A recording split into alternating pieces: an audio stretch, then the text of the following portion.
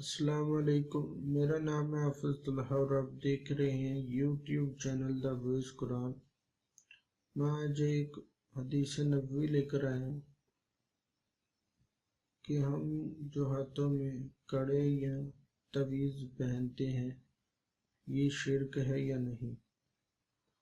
اللہ تعالیٰ نے قرآن کریم میں ارشاد فرمایا، قُلْ أَفَرَأَيْتُم مَّا تَدْعُونَ مِن دُونِ اللَّهِ إِنْ أَرَادَنِيَ اللَّهُ بِضُرٍّ هَلْ هُنَّ كَاشِفَاتُ ضُرِّهِ أَوْ أَرَادَنِي بِرَحْمَةٍ هَلْ هُنَّ مُمْسِكَاتُ رَحْمَتِي۔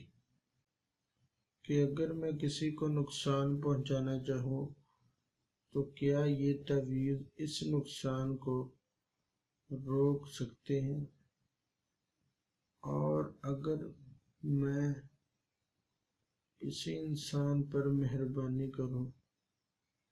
حضرت عمران رضی اللہ تعالیٰ عنہ سے روایت ہے کہ نبی کریم صلی اللہ علیہ وسلم نے ایک شخص کے ہاتھ میں پیتل کا کڑا دیکھا اور کہا کہ یہ کیوں پہنا ہے؟ تو اس نے جواب دیا کہ کمزوری کی وجہ سے۔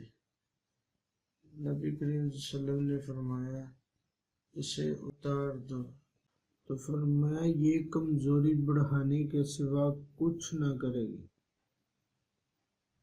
اور اگر تم اس کو پہنے ہوئے مر گئے نجات نہ پاؤ گے۔